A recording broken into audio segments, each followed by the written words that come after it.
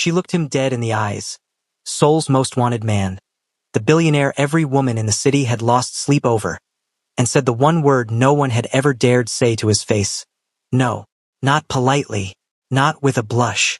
Not with the apologetic, fluttery hesitation most people use when they're terrified of offending someone powerful. Flat. Final. Like she was declining a mediocre appetizer. And Lee Jae-won? He smiled. Slow. Dangerous.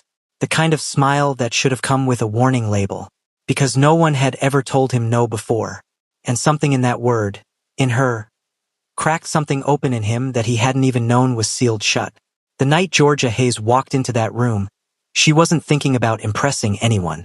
She was thinking about the distribution deal she needed to close before midnight, the sample shipment held up at customs, and whether the caterer had actually followed her instruction to keep the pork away from the main spread, because she'd specified that twice and nobody ever listened the first time. She was working, which is why she had exactly zero emotional bandwidth for what walked through that door at 9:14 p.m. She felt it before she saw it. A shift in the room's atmosphere, like a change in air pressure before a storm. The low hum of conversation didn't stop exactly. It just rearranged itself. Voices dropped half a register. Laughter became more deliberate. Shoulders straightened without their owners realizing. Georgia glanced up from her champagne glass, which she'd been holding purely as a social prop, barely touched, and saw him. Lee Jae-won. She knew the name the way everyone in Seoul's business world knew the name, the way you know the name of a weather system or a standing geological feature. He was simply there, in the landscape of this city, impossible to ignore and not entirely safe to get too close to. He was tall in a way that felt almost architectural, like his body had been designed with intention, every proportion considered. Broad shoulders sat beneath a charcoal suit jacket worn open over a black shirt with the top two buttons undone, which on a lesser man would have read as trying too hard, but on him read as effortless and faintly dangerous. The tattoos, ink climbing from his wrists, disappearing under fabric, caught the ambient light of the venue in shifting fragments. His hair was dark and polished, layered in a way that looked expensive and controlled, except for one careless section that had fallen forward over his forehead. That one piece of hair was doing a disproportionate amount of work in the room. Women turned. Full rotations. Some subtle, most not. Georgia turned back to her champagne. Her best friend and self-appointed life commentator, Celestine Park, materialized at her elbow the way she always did, suddenly at full volume with strong opinions already loaded.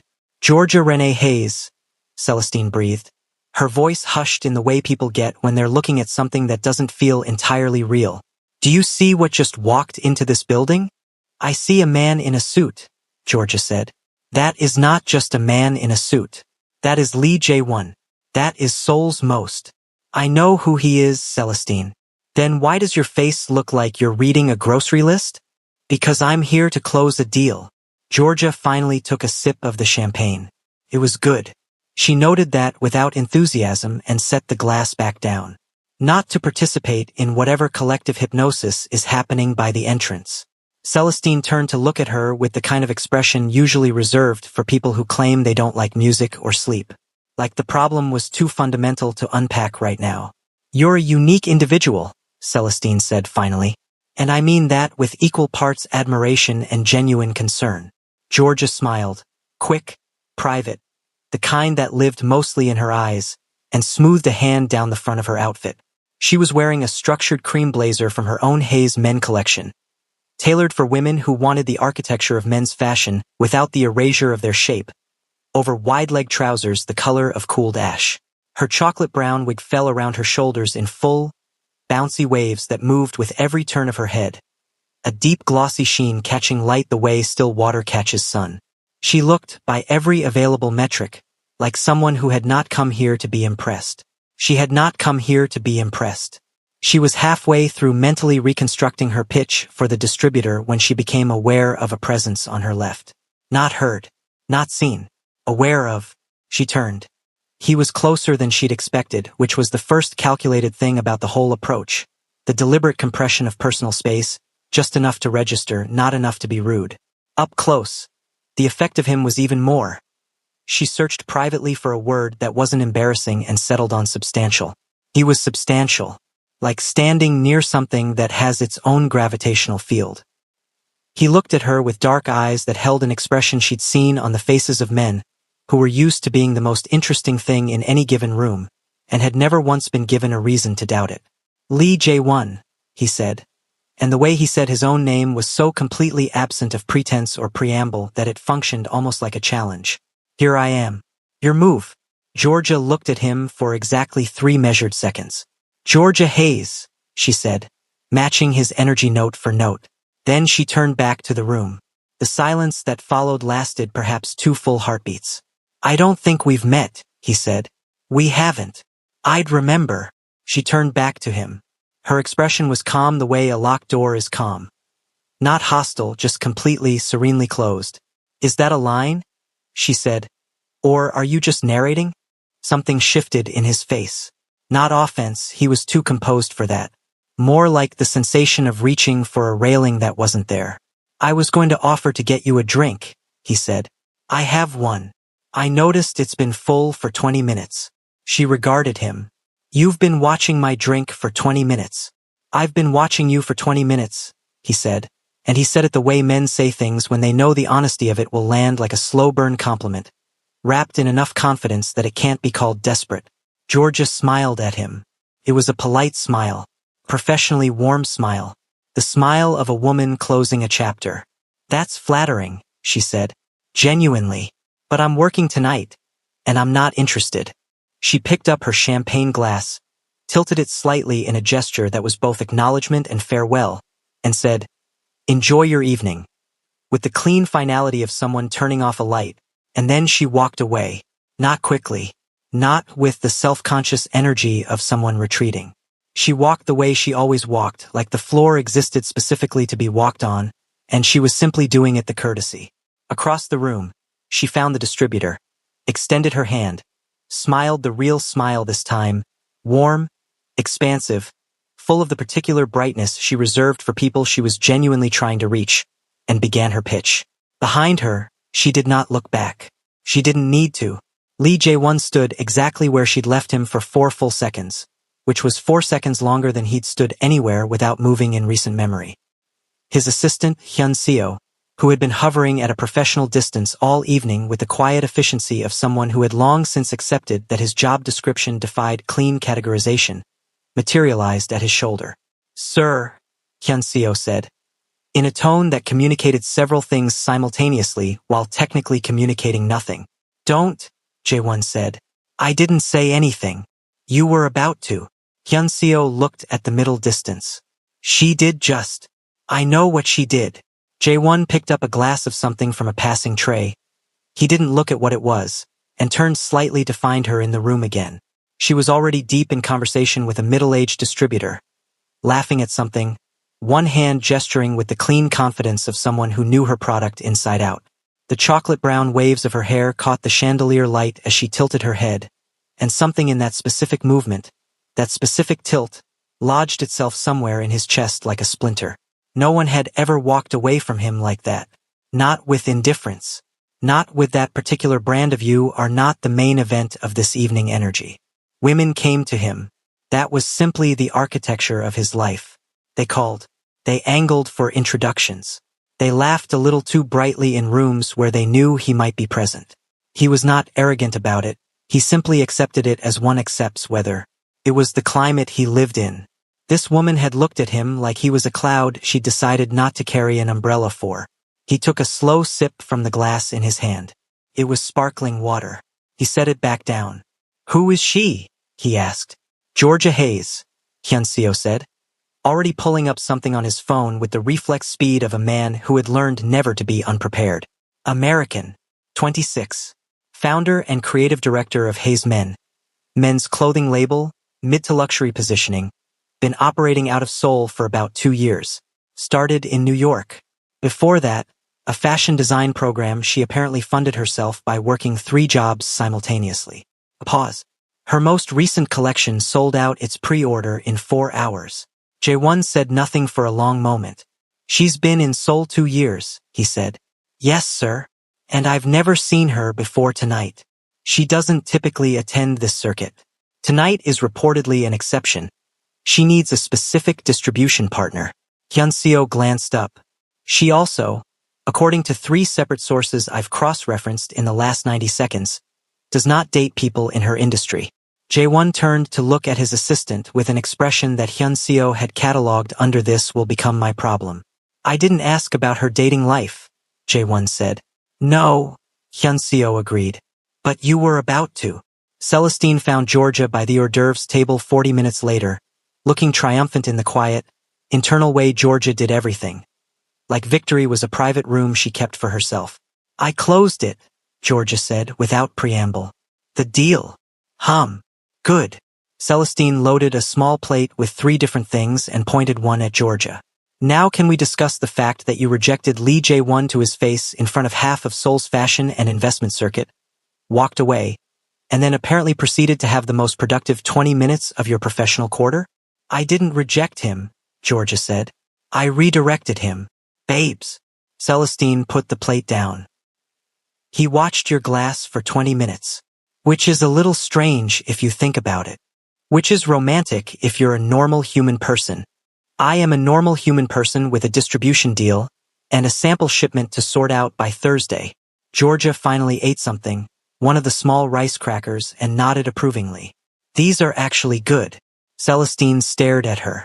"You know what you are?" Celestine said. "Efficient. A force of nature wearing a very beautiful wig." She shook her head slowly. "That man has never been told no in his life. I genuinely believe that. I believe he came out of the womb and the doctor said congratulations before he even asked." Georgia laughed. Sudden, surprised, the real one. And the sound of it moved through her chest like something warm being loosened. "He'll survive," she said. Across the room, through the shifting constellations of bodies in expensive clothing, Lee Jae-won stood with a glass he wasn't drinking from, watching her laugh at something her friend had said. His jaw was set. His eyes were very, very focused. He had the look of a man who had just decided something. Something had just begun. Neither of them would have agreed on what to call it yet. But it had begun. The second time Georgia Hayes crossed paths with Lee Jae-won, she knew immediately that it wasn't an accident. She just couldn't prove it. Yet, it was a Tuesday morning, which was her most sacred professional hour. The window between 7 and 10 a.m. where she moved through her studio on Mapogu's quieter side street with the focused, unhurried intensity of someone doing the thing they were built for. The studio smelled like fabric sizing and fresh coffee, and the faint cedar of the storage shelving along the back wall. Morning light came through the wide windows at an angle that turned everything the color of warm honey. Bolts of fabric were stacked and tagged along one side. Her current collection's technical sketches were pinned to the long corkboard that ran the full length of the eastern wall, charcoal lines, color swatches, measurement notations in her own cramped, decisive handwriting. She was standing at the cutting table in a slouchy rust-orange crewneck and high-waisted black trousers, her wig pinned up and away from her face in a loose topknot while she worked, when Celestine arrived with 2 coffees and the expression of someone carrying both caffeine and intelligence. "There's a man outside," Celestine said. Georgia didn't look up from the fabric she was marking. "There are many men outside. It's a public street. There is one specific man outside who is standing next to a matte black car that is aggressively understated for how expensive it obviously is, holding, and I need you to hear this part, flowers." Georgia's hand paused on the fabric marker for exactly half a second. Then she continued marking. "Not my flowers," she said. "He's looking at the studio door. People look at things." "Georgia." "Celestine." A beat. "It's him," Celestine said. Georgia set down the marker, straightened, and rolled her shoulders back with the composure of someone deciding how to lift something heavy. Then she walked to the window and looked. It was him. Lee Jae-won was standing on the pavement outside her studio with the casual, unapologetic confidence of a man who had decided that public space was simply wherever he chose to be standing. He was in dark trousers and a fitted navy jacket, no tie, collar open, looking like he'd arrived from somewhere important and was about to go somewhere more important, and had simply decided to be here in between. In his left hand, held with the same careless ease with which he seemed to hold most things, was a bunch of flowers. Deep amber ranunculus and pale ivory stems, wrapped in brown paper, bound with simple twine. Not a florist's elaborate arrangement. Something that had been selected with more thought than spectacle. Georgia stared at the flowers for a moment longer than she intended to. Then she put her marker back in its tray, smoothed her crew neck and walked to the door. She opened it. He turned. The half-smile arrived first. That slow, unhurried thing that moved across his face like he had all the time in the world and knew it. "You knew I'd be here," she said. "Not a question." "You're always here on Tuesday mornings," he said. "You arrive at 7:03. You order coffee at 8:15 from the place 2 doors down. Oat milk, no sugar, whatever seasonal flavor they have. You don't take meetings before 10. He paused. "Your assistant posts your studio hours on the Hayes Men website." Georgia leaned her shoulder against the doorframe, crossed her arms, and looked at him with the same measured, unreadable patience she used in boardrooms where men underestimated her. "So you researched me," she said. "I paid attention," he corrected, "to information that was publicly available. To you." She let the silence sit there for a moment. Not uncomfortable, just deliberate. Then she looked at the flowers. "I'm not going to take those," she said. "They're not a transaction," he said. "They're just flowers." "Nothing from you is just anything," she said. "That's the problem with men like you. Everything is a move." He tilted his head slightly. Something behind his eyes shifted. Not offended, not deflated, more like a recalibration. Like he was genuinely thinking about what she'd said rather than constructing a counter. "What if I told you," he said slowly, "that I've never had to make moves before, that this is actually a pause?" Something almost vulnerable flickered across his face, just for a second, before the composure closed back over it like water over a stone. New territory. Georgia studied him. She had a very good internal system for detecting performance. She'd built it over years of being underestimated and overcharmed in equal measure. It was calibrated and reliable. It was, right now, returning slightly complicated results. "You've never had to try," she said. "No. And you want me to find that charming?" "I want you to find it honest," he said. Another silence. Longer this time. Then something moved in George's expression. Not a crack, nothing so dramatic. More like a seam. The smallest acknowledgement that this man was sharper and less predictable than his reputation had suggested. She reached out and took the flowers. Not warmly, with the brisk efficiency of someone accepting a package. But she took them. "You have 5 minutes," she said, stepping back from the doorway. Not quite an invitation. Provisional clearance. He walked in.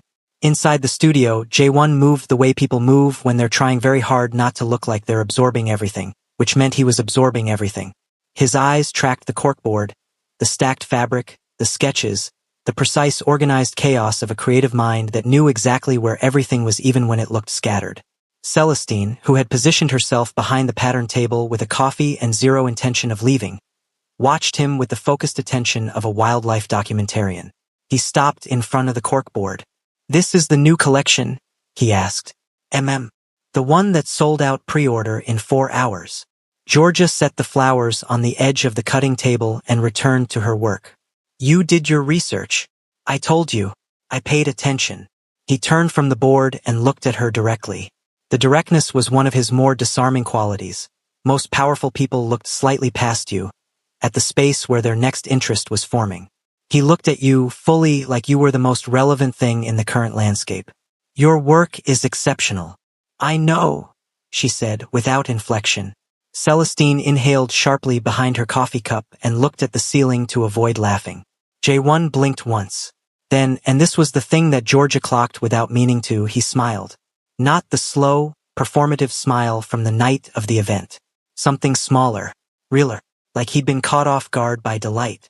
"I like that," he said. "Most men don't. I'm not most men."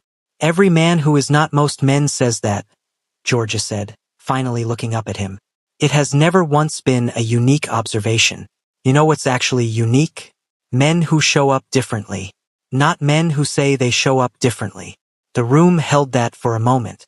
J1 pulled out the stool from under the corner workbench, not asking permission, but not presumptuous about it either, some precise calibration between the two, and sat down. He leaned his forearms on his knees. The jacket pulled slightly across his shoulders.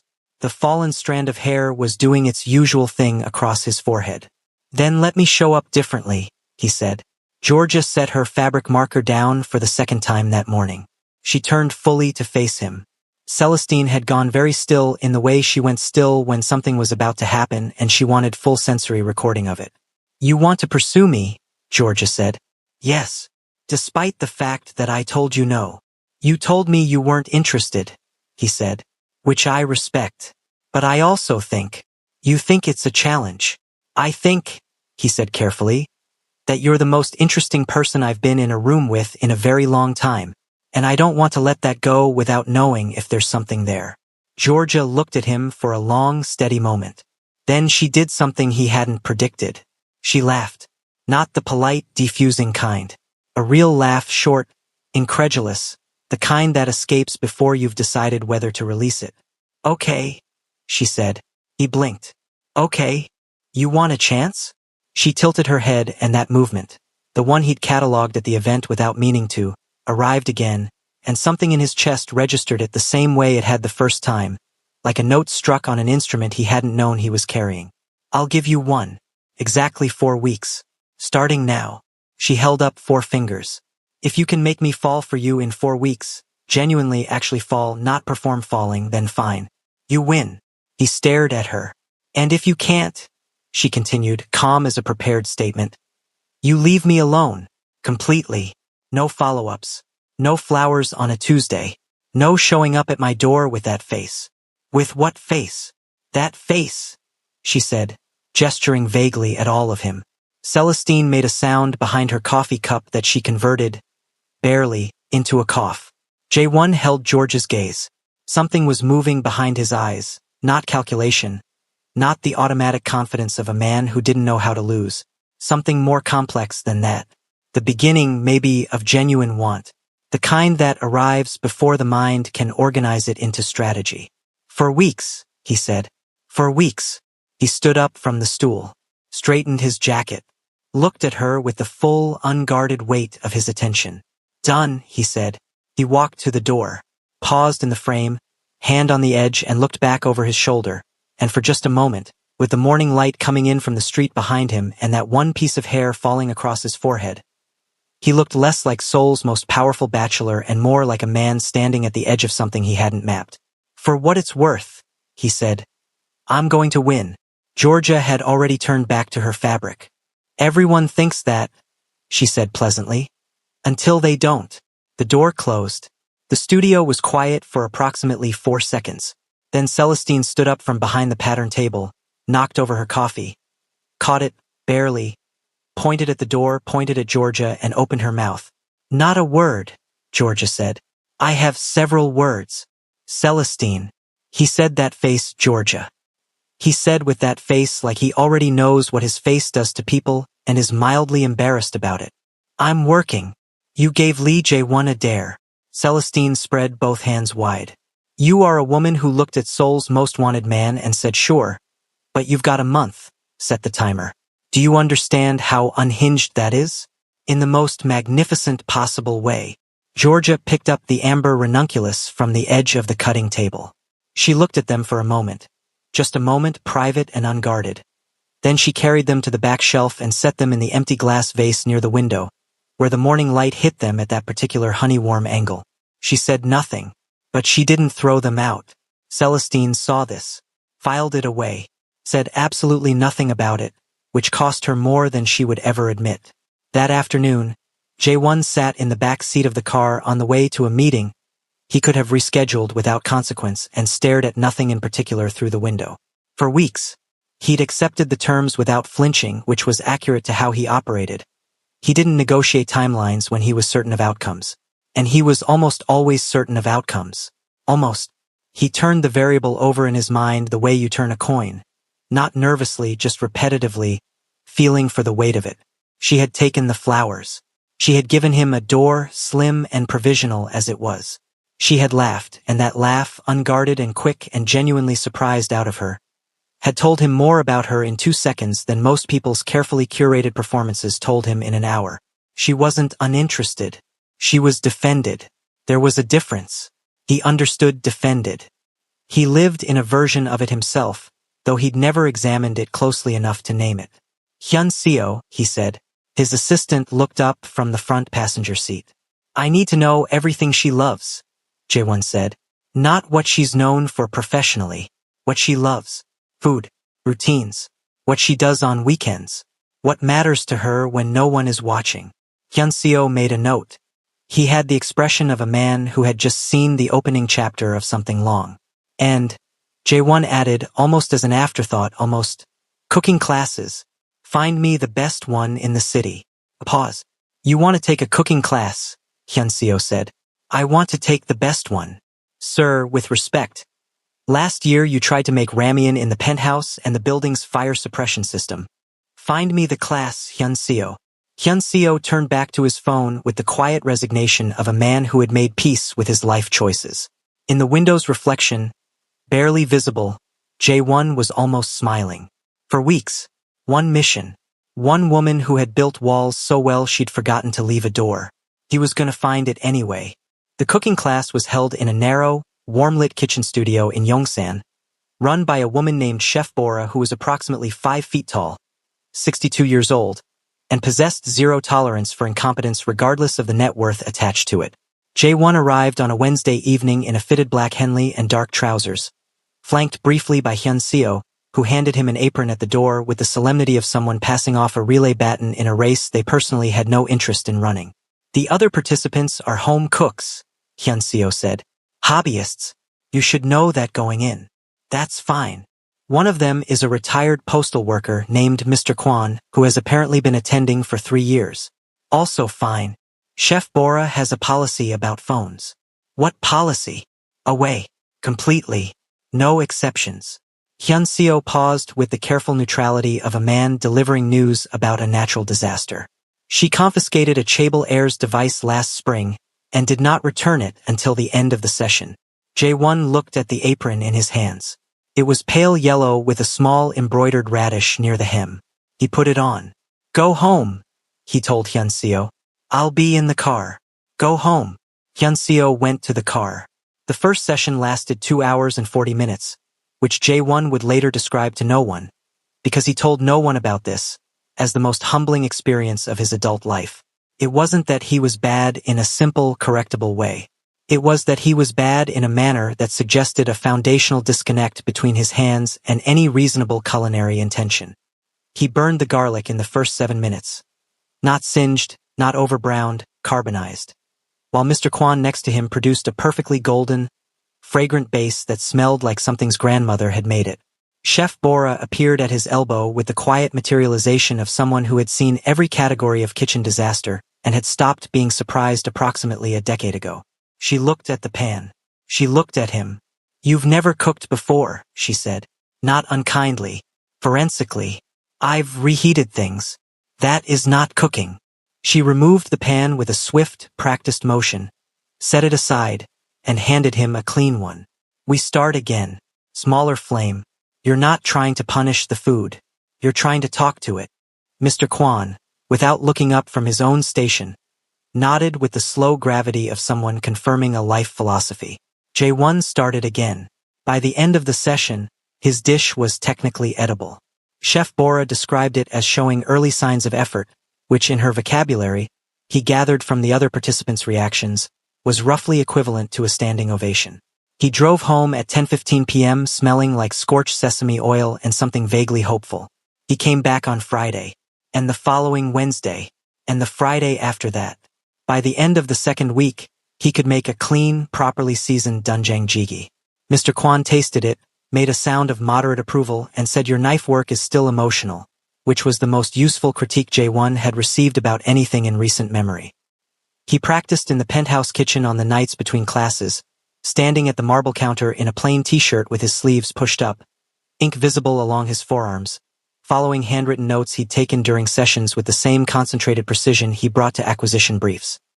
His housekeeper, Mrs. O, who had worked for him for 4 years and had never once seen him operate the stove, stood in the kitchen doorway on the third night of this and simply watched in silence for a full minute before deciding she had witnessed enough and going to bed. He wasn't cooking to perform. He was cooking because Georgia loved it. Loved it the way people love things that restore them, the way she apparently moved through her kitchen on Sunday mornings like the rest of the week's weight lifted off her shoulders with every pot she lifted. He'd learned this from 3 different sources, none of them intrusive. a profile interview she'd done for a Korean design magazine 8 months ago, an offhand comment her brand's social media had captured at a pop-up event, and Celestine, who, he was increasingly convinced, was the most unwittingly generous intelligence source he had ever encountered, simply because she narrated George's life at full volume in public spaces and apparently saw no reason to stop. He wasn't cooking to impress her. He was cooking to understand her, to stand inside the thing she loved and feel what she felt there. That distinction, had he examined it at the time, would have told him something important about where this was already going. He wasn't examining it yet. The dog arrived on a Thursday. His name was Biscuit. This was not Jae-won's choice. This was the name the shelter had given him and which, according to the shelter coordinator, a cheerful woman named Ms. Lim who seemed genuinely thrilled to be placing a dog with someone who filled out the adoption paperwork wearing a suit, he had responded to consistently and with enthusiasm, so changing it would be confusing for his development. Jae-won had said fine. Biscuit was a golden retriever, 14 months old, floppy-eared, with the specific kind of wholehearted, unconditional energy that operates without asking permission. He entered the penthouse at full velocity, slid on the polished floor, recovered without embarrassment, and immediately put his nose into every corner of the space with the investigative enthusiasm of someone who had been waiting their whole life for this assignment. Jae-won stood in the middle of his living room and watched this. Then his eyes started watering. Then his nose. He'd known, abstractly going into this, that he was allergic to dogs. He'd been allergic since childhood, not severely, not in any life-threatening sense, but persistently and inconveniently, the kind of allergy that announces itself with itchy eyes and a general sense of betrayal from his own immune system. He had done the research.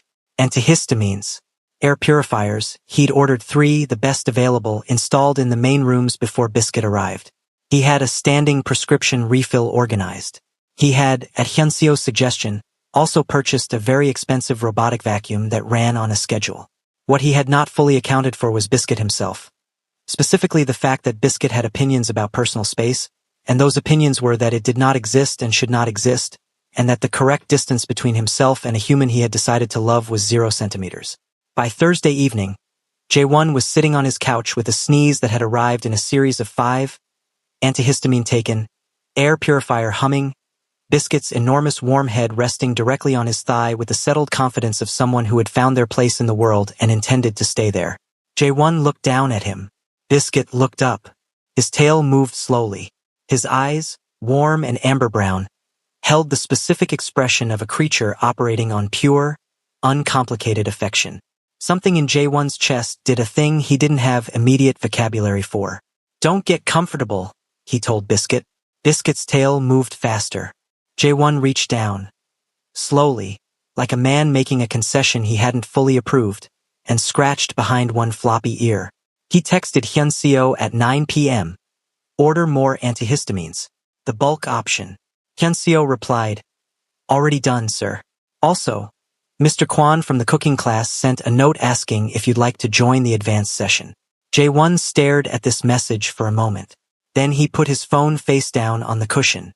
Biscuit sneezed on his trouser leg. "Fantastic," Jae-won said. He did not move. The Saturday volunteer shift at the Mapo Youth Arts Center was the one that changed things. Not dramatically.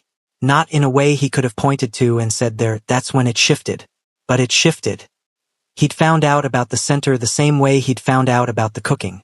Attention paid across multiple small details that assembled themselves into a picture. Georgia gave every Saturday morning, 8 to noon, consistent as weather. She didn't post about it. There was no brand angle, no PR value. She went because she wanted to go, because she believed in the specific and irreplaceable thing that happens when a child is given material and space and someone who takes their creative instinct seriously. Jae-won showed up at 8:15 on a gray Seoul Saturday with no announcement, no Hyunseo, no preparation beyond having called the center director the previous week to ask if additional volunteers were needed and receiving an enthusiastic yes. He wore a plain dark sweatshirt, jeans, hair not styled, or rather, styled in the unstudied way it fell when he hadn't touched it, which was arguably more devastating, but that was not the current point. Georgia was already there when he arrived. She was sitting on a low stool at a table with 4 children between the ages of roughly 8 and 12, helping one of them, a small, serious-faced girl with paint already on both elbows, figure out why her watercolor was muddying in the center of the paper. She heard the door, looked up. The expression that crossed her face was not the cool, composed neutrality she deployed at the fashion event. It wasn't the brisk, measured engagement of the studio. It was something quicker and less managed. A flicker of genuine surprise, with something underneath it that she shuddered before it could be read clearly. "You're here," she said. "You needed volunteers," he said. The director confirmed. She looked at him for a long moment. That particular look she had, the one that felt like being read rather than seen, like she was checking for the seams in a thing to find out if it was real. Then she nodded once and pointed to the table at the far end, where a boy of about 10 was staring at a blank canvas with the expression of someone facing down a personal enemy. "His name is Taeyong," she said. "He wants to paint his grandmother's hands but doesn't know how to start. Help him figure it out." Jae-won walked to the table and sat down. He had no formal art knowledge. He told Taeyong this immediately, which made the boy look at him with renewed interest, the way children respond to adults who don't perform competence they don't have. "Then how do we do it?" Taeyong asked. "I don't know yet," Jae-won said. "Let's figure it out." They spent 40 minutes on it, starting with Taeyong describing his grandmother's hands in words, which Jae-won listened to with the full, undivided weight of his attention, asking questions, drawing out detail. "What do they feel like when she holds yours? Where are the lines deepest? What color is her skin in the kitchen light?" By the time they moved to the canvas, Taeyong had so much to work from that the painting began almost by itself. At one point Georgia passed behind them and slowed down. She looked at the canvas, looked at Jae-won, who was leaning forward on his forearms pointing at something on the page and talking to Taeyong in a low, even voice. She didn't say anything, but she slowed down, and she didn't look away for a few seconds longer than necessary. Soul lovers, if you're loving this story, kindly hit the like button and share with someone who loves a Rivals to Lovers story, and if you're new to the channel, hit that subscribe button and turn on notifications so you don't miss when the next incredible story drops. And tell me in the comments, what country are you watching from and what time is it where you are? I love hearing from you all. Now back to the story. On the way out at noon, walking through the light that had shifted from gray to the particular pale gold of a Seoul winter morning making its best effort, Georgia fell into step beside him on the pavement without quite meaning to. "You didn't tell anyone you were coming," she said. "No. No cameras. No post. Nothing. That's not why I came." She was quiet for half a block. Their breath made small clouds in the cold air. Biscuit, who Jae-won had left at the penthouse today, partly because he was still negotiating their relationship, and partly because bringing a dog to a children's arts center felt like showing your whole hand, was probably currently destroying something expensive. "Taeyong's painting was good," she said. "It was his," Jae-won said. "I just asked questions." Georgia looked sideways at him, just briefly. "That," she said, "is actually the whole job." She peeled off at the corner. Her studio was 3 blocks east. She had afternoon work. She had always had afternoon work, and he watched her go, the chocolate-brown waves moving against the back of her coat with every step, unhurried, fully herself. Something in his chest was doing that thing again. He took an antihistamine, though Biscuit wasn't nearby, which suggested the allergy had expanded its territory somewhat. He walked back to the car. He had 2.5 weeks left. For the first time since accepting the terms of a dare, he'd been certain he would win with ease. He felt something that wasn't certainty. Something that was considerably more interesting than certainty. Something that felt if he was being precise about it, and he was always precise, uncomfortably close to stakes. He'd arrived in her life as a challenge. He was starting, quietly, without permission, to become something else entirely. The first sign was the playlist. Georgia noticed it on a Monday evening, 11 days into the 4 weeks, when she was in her studio after hours doing the kind of work that only happens when the rest of the world has gone home. The quiet, unhurried kind, where the decisions come cleaner and the creative instinct moves without interference. She was repinning a revised sketch to the corkboard when her phone buzzed on the cutting table. Not a call. A share notification. A playlist, sent from a number she'd saved under Lee Jae-won. Do not be charmed. No message attached. Just the playlist. She stared at the notification for longer than she intended. Then she put the phone face down and finished pinning the sketch. Then she picked the phone back up. The playlist was called for When You're Working Late. It had 41 songs. She scrolled through them slowly, her expression doing something complicated in the empty studio. Old school R&B she hadn't heard since college, Sod, Music Soul Child, and Erykah Badu deep cut she was almost certain had never appeared on any algorithm's recommendation. Interspersed between them, unhurried and intentional, Korean indie tracks she didn't recognize but which turned out, when she pressed play on the first one, to have the same warm, introspective quality as everything else he'd selected. At the very bottom of the playlist, the last track, a song her mother used to play on Sunday mornings in their apartment in Brooklyn. She hadn't mentioned that song to anyone in Seoul. She hadn't mentioned it to him.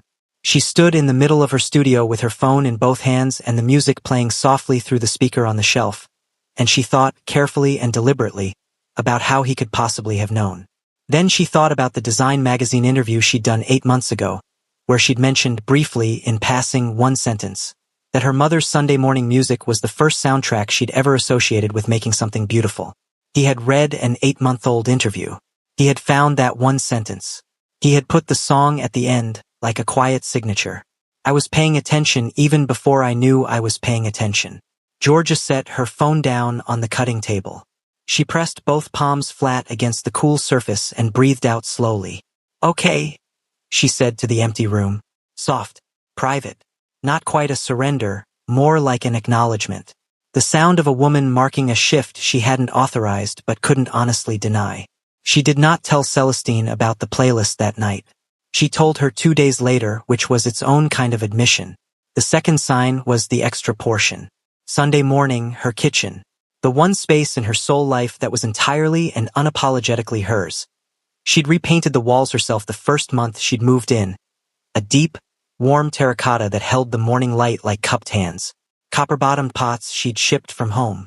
A cast-iron skillet her grandmother had used before her, seasoned so deeply it was practically part of the family. She cooked on Sunday mornings the way other people meditate. Fully present, unhurried, the week's residue falling away with every careful preparation. This Sunday she was making jollof rice the way her mother taught her, and jerk chicken that took 40 minutes of genuine attention, and fried plantains because it wasn't a full Sunday without them.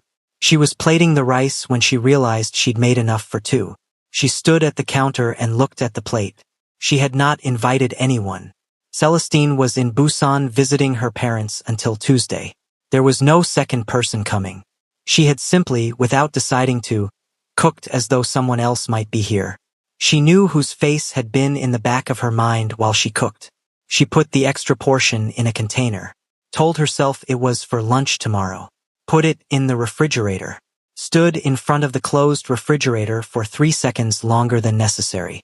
Then she went back to her own plate, sat at the kitchen table in the morning light, and ate in the deliberate, private quiet of someone who is very carefully not thinking about something. She was thinking about it the entire time. Celestine came back from Busan on Tuesday and within 4 hours had assembled a complete forensic picture from 3 separate pieces of evidence. The playlist, which Georgia had eventually, reluctantly admitted to, the cooking incident, which Georgia described as a logistical error, and the fact that Georgia had, twice in the past week, checked her phone within 90 seconds of waking up. "You check your email first thing," Celestine said. They were in Georgia's kitchen. Celestine on the counter with a bowl of the leftover jollof rice she'd found in the refrigerator. Georgia at the table pretending to review production notes. "You have checked your email first thing every morning since I have known you. It is one of your most consistent qualities. You once said, and I'm quoting directly, that email was the only thing worth looking at before 10 a.m. because at least email didn't have feelings. I still believe that. Then why are you checking your messages?" Georgia looked up from her notes. "I have business messages. At 6:53 in the morning. Business doesn't sleep, Celestine." Celestine pointed her fork at her. "His name starts with L and ends in EJ1. Georgia returned to her notes. "You're slipping," Celestine said, not unkindly. "And I want you to know that I think it's beautiful. I think it's the most beautiful thing I've seen since you opened this studio. I also think you're going to fight it for at least another week before you let yourself feel it without a disclaimer attached. I'm not. You cooked for him. In your head. In your most sacred space. On your most sacred morning. You cooked for a man who wasn't there." Celestine set the bowl down. Her voice was quieter now, the underneath version of her, the one that lived beneath the comedy and came out when something mattered. "Georgia, When was the last time you did that? Thought about someone that way without meaning to? Georgia was quiet. It had been a very long time. Long enough that she'd quietly decided the capacity for it might have atrophied. Long enough that she'd built her life around its absence so thoroughly that the architecture of her days had stopped leaving room for it. He's doing it on purpose, she said finally. Yes, Celestine agreed. And somehow that's not the point anymore, is it? It wasn't the point anymore. That was the problem. It had started as a controlled experiment. She'd issued the dare with the cool confidence of someone who knew the outcome in advance, who had examined the variables and assessed the risk and determined that a man like J1, accustomed to everything arriving easily, would last approximately 10 days before his attention drifted to something more immediately rewarding. She had not accounted for the cooking class he attended 3 times a week and spoke of to no one. She found out about it from Mr. Kwan, who turned out to be the uncle of one of her fabric suppliers, who mentioned, with genuine warmth, that his Wednesday evening class had a new participant who burned everything enthusiastically and took notes between sessions like a graduate student preparing for a final. She had not accounted for Taeyong, who had started asking every Saturday if the tall man with the tattoos was coming back, and who had, on J1's 3rd consecutive Saturday at the center, shown him the finished painting of his grandmother's hands, and received in return a response so genuine and specific that Taeyong had folded it carefully and put it in his coat pocket for the walk home. She had not accounted for the voice note. It arrived on a Thursday, 12 seconds long. No preamble. I made doenjang jjigae tonight without burning anything. Chef Bora said it was acceptable. I think that's the best thing anyone has ever said to me. That was it. No ask. No follow-up. Just a 12-second window into a man who was becoming, incrementally and without announcement, someone different from the person who had walked into that event 2 weeks ago. Georgia had listened to it 3 times. She had not replied. But she had saved it. The crack, when it came, arrived on a Friday evening at a small gallery opening in Insadong that they both attended separately and ended up at together in the way that had stopped feeling like coincidence and started feeling like gravity. She was standing in front of a large, abstract canvas. Deep indigo blues bleeding into raw sienna at the edges.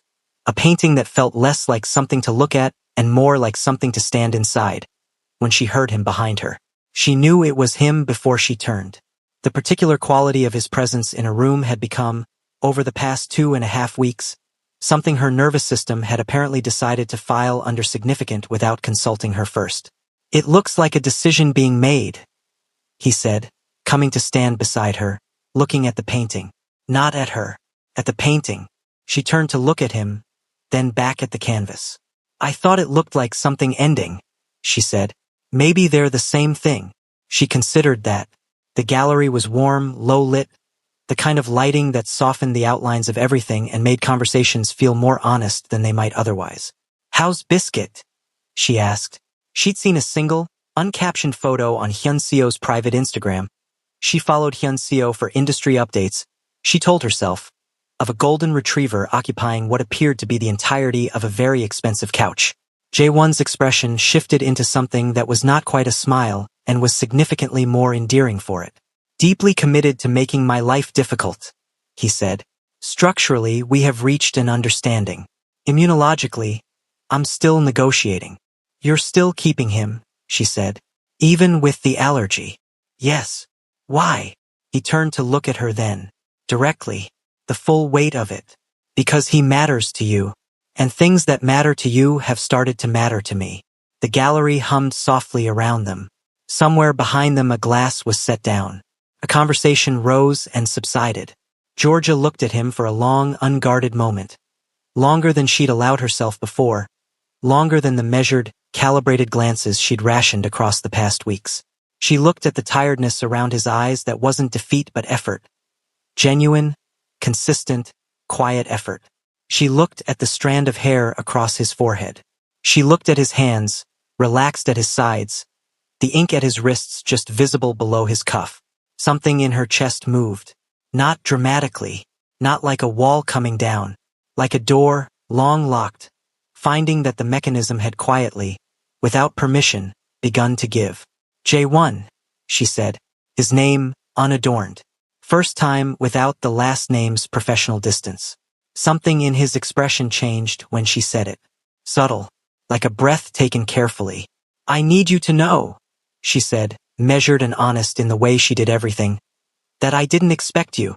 I didn't expect you either, he said. And the way he said it, low, direct, carrying the weight of something that had arrived and rearranged things, told her that he wasn't talking about the bet anymore. Hadn't been for a while.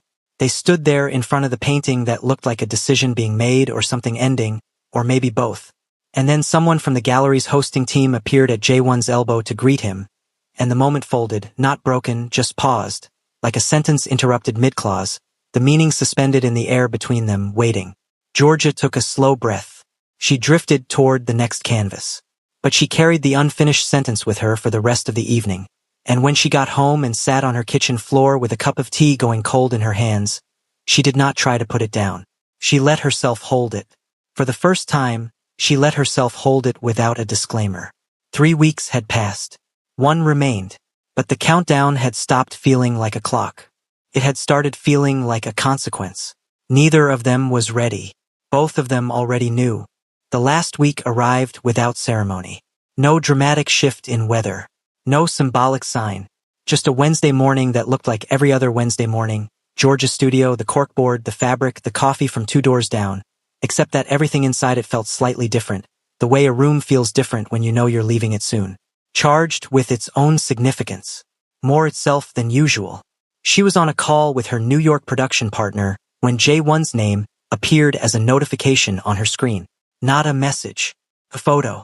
She let it sit there until the call ended. Then she opened it.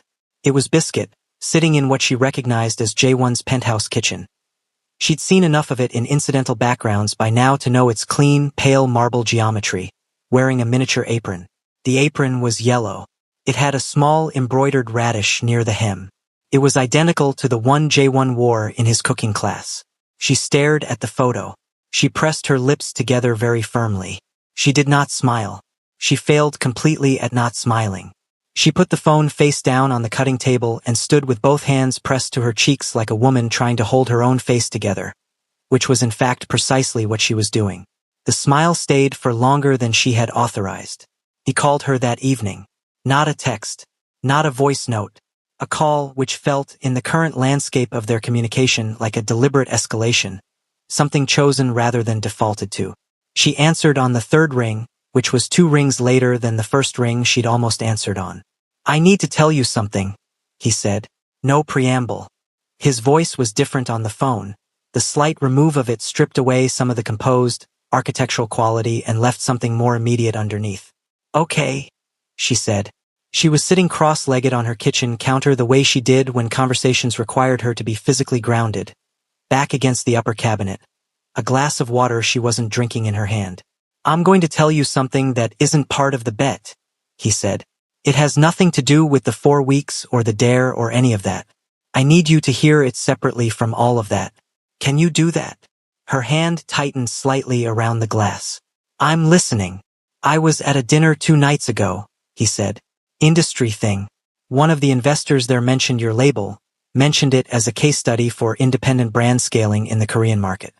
He was using it as a positive example, something he was going to reference in a panel discussion. A pause. 3 other people at the table hadn't heard of Hayes Men. By the time I was done talking, they had. Georgia was quiet. I didn't do it strategically, he said. I didn't do it to impress you or to earn something. I did it because someone was talking about your work and not saying nearly enough, and I apparently, a beat like he was choosing the next words carefully, have a lot of feelings about that. The kitchen was very quiet around her. Outside, Seoul moved through its evening, indifferent and continuous. Inside, something in Georgia's chest was doing something she had stopped trying to name and simply started allowing. You advocated for my brand, she said, to investors, without telling me. Yes. Why are you telling me now? Because I don't want anything between us that isn't honest, he said, including the things I do when you're not watching. She set the water glass down very carefully on the counter beside her. J1, she said. I know, he said quietly, like he already knew what she was feeling, like he'd felt it arrive in his own chest first and had been waiting for it to reach her. They stayed on the line in silence for a moment. Not empty silence, but the kind that's full of everything that words would only approximate. I'll see you Saturday, she said finally. Saturday, he agreed. She ended the call. sat on her counter in the quiet kitchen with the terracotta walls holding the low evening light. Thought about walls. About what it actually takes to build them. All the accumulated decisions, the small daily choices to stay defended, the practiced art of needing no one enough to be safe. Thought about what it takes to make someone want to come out from behind them. Not force. Not performance. Just attention. Consistent, patient, specific attention. The kind that says I see you. Not the version you present. You. She got down from the counter. Washed the glass. Went to bed. Lay awake for a while. Did not mind. Saturday arrived cold and bright. The sky over Seoul stretched thin and pale as paper. Winter doing its most photogenic work. Georgia got to the art center at 8, same as always. Set up the supply tables. Said good morning to the director, to the other volunteers, to the children who arrived in coats and hats and the particular Saturday morning energy of kids who had chosen to be somewhere rather than been required to be. J1 arrived at 8:15. He was carrying 2 coffees, 1 oat milk, no sugar, seasonal flavor, from the place 2 doors down from her studio. He handed hers over without comment, without the small theater of making sure she noticed the gesture. Just handed it to her the way you hand something to someone whose preferences you know as well as your own. She took it. Their fingers didn't touch. Almost. She went to her table. He went to Taeyang's, which had become, over the past weeks, simply his table. The corner spot with the natural light where Taeyang and 2 other children who had migrated toward the calm consistency of his presence now worked every Saturday morning. Georgia spent the first 40 minutes helping a group of girls with a collage project, but she was aware of him across the room the way you're aware of a fire in your peripheral vision. Not distracted, just perpetually oriented. At one point she heard him laugh. A real one. Surprised out of him by something Taeyang said. Low and genuine and nothing like the polished social sounds she'd heard at the fashion event. It moved through the room like something warm. She looked over. He was already looking at her. Neither of them looked away immediately. After the session, walking out into the pale winter light, he didn't fall into step beside her the way he usually did. He stopped on the pavement just outside the door and turned to face her fully. The 4 weeks end tomorrow, he said. She nodded. She knew. She'd been aware of the countdown for days in the background of everything. Not dreading it, not anticipating it, more like waiting for the moment when the scaffolding came down and you could see what the building actually was. I'm not going to ask you to call it, he said. I'm not going to stand here and present a case or ask you to announce something. He looked at her steadily. The pale winter sun made the ink on his hands visible at his cuffs. I just want you to know where I am, clearly, with nothing else attached to it. She waited. I came into this thinking it was a challenge, he said. Something to win. Which is, I know how that sounds. I know what kind of man that makes me look like. A slight pause. Not shame, honesty. The kind that costs something. But somewhere in the middle of burning garlic and learning that I apparently cannot be trusted around a cutting board without supervision. And sitting on a floor with a dog I'm allergic to who has decided I'm his person. He stopped. Looked at her in a way that was completely unguarded. No performance. No architecture. Just a man standing in the cold in front of a woman and telling the truth. I stopped thinking about winning. I stopped thinking about the bet. I just wanted to be near you. Wanted to know you. Wanted to be the kind of person you'd look at without calculating the exit. The street was quiet around them. A distant truck. A bird somewhere above the roofline. Georgia looked at him for a long moment, that full reading look, checking the seams. Finding none. You know what I've never told anyone? She said. He waited. I built everything alone on purpose, she said.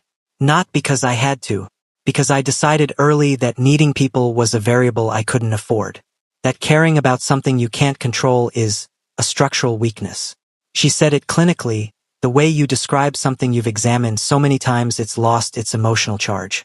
But underneath the clinical framing, he heard it, the specific kind of tiredness that comes from defending something for so long you've forgotten what you were defending against. I made myself very good at not needing things. I know, he said quietly. And then you showed up, she said. With your ridiculous apron and your dog that sneezes on everything and your 12-second voice notes, and you just, she stopped, pressed her lips together. The chocolate brown waves of her hair moved in the cold air, catching the pale winter light.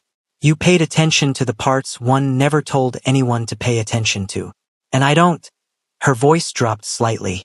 I don't entirely know what to do with that. You don't have to do anything with it, he said. I'm not asking you to restructure anything. I'm just... He exhaled slowly, and his breath clouded in the cold air between them. I'm here, specifically and deliberately and with no version of a backup plan. I'm just here. Georgia looked at him. Something in her chest opened. Not like a door giving way under pressure. Not like a collapse. Like a window chosen and lifted. Deliberate. Hers. Your cooking is still terrible, she said. He blinked once. Then that smile arrived. Not the slow, performative one from the first night. Not the careful, calibrated one from the studio. The real one. The small, unguarded one that reached all the way up. Chef Bora said acceptable.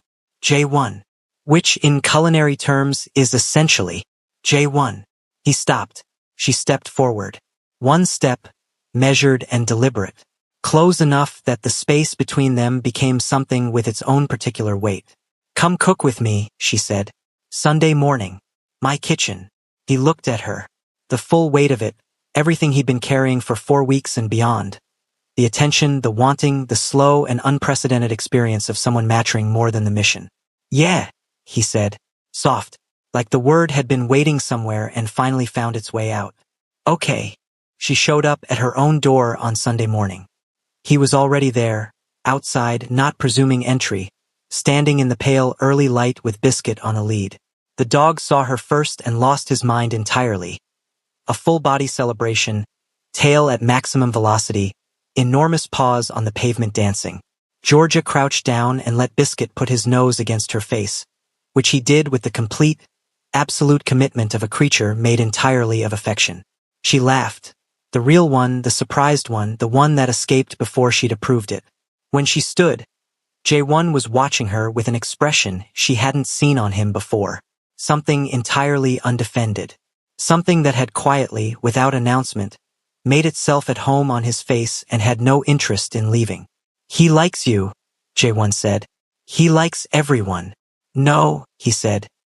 He really doesn't. She looked at him. He looked at her.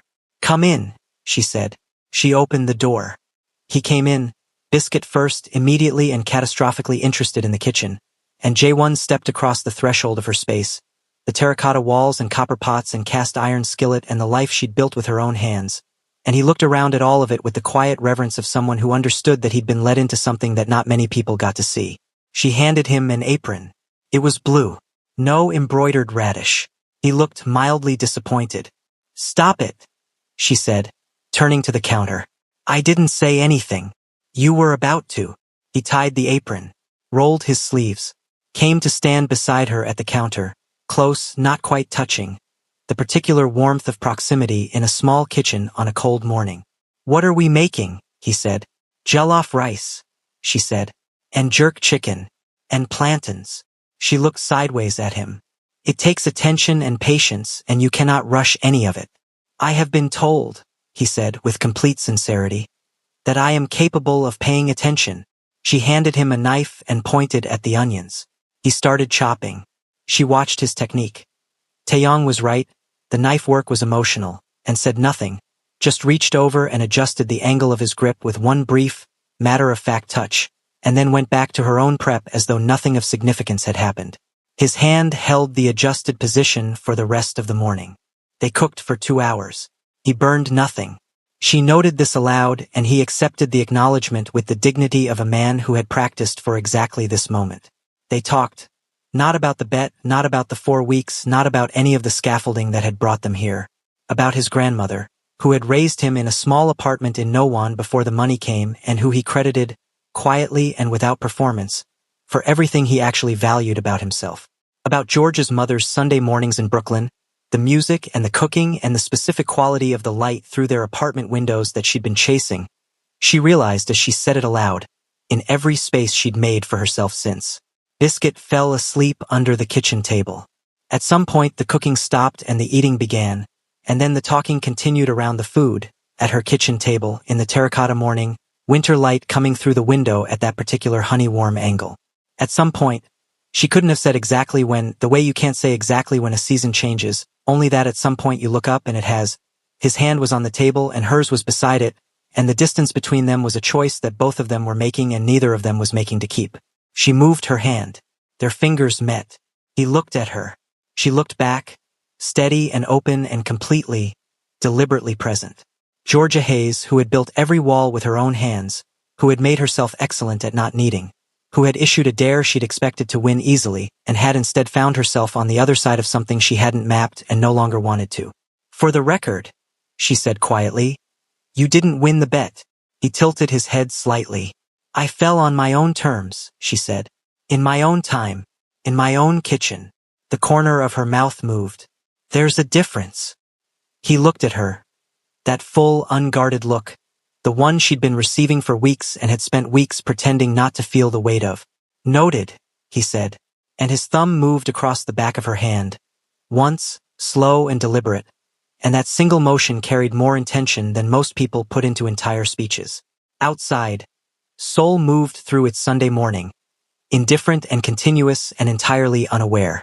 Inside, in a kitchen that smelled like jollof rice and something beginning, biscuits snored softly under the table. And two people who had arrived in each other's lives as a challenge sat with their hands together in the quiet, neither of them needing to say anything more. Because some things, when they finally arrive, not swept in on a grand gesture, not announced, not performed, settle into place with the particular, unhurried certainty of something that was always going to happen. It just needed someone to pay attention. Celestine found out at approximately 3 p.m. when Georgia sent a single text that read, "He stayed for lunch." Celestine, who was in a cafe in Mapo with her laptop and an untouched Americano, read the message, put her phone face down on the table, looked at the ceiling, picked her phone back up, and typed, "Georgia Renee Hayes." Georgia replied with one word, "Don't." Celestine replied with 17 separate emojis, a voice note that was mostly incoherent, and then a final text that said simply, "I knew. I knew from the flowers. I knew from the Tuesday you didn't throw them out. I knew the whole time." Georgia didn't reply to that one, but she was smiling when she read it. And across the city, in a terracotta kitchen, with a golden retriever asleep under the table and a man washing dishes at the sink while she revised production notes at the table, and the afternoon light turned everything gold and unhurried and completely, thoroughly real, she was still smiling. If this story moved something in you, made you laugh, made you feel, subscribe right now if you haven't. Turn on notifications, because the next one is already coming and you do not want to be late. Drop your country and your local time in the comments. Every single one. Let's see how far the story has traveled tonight.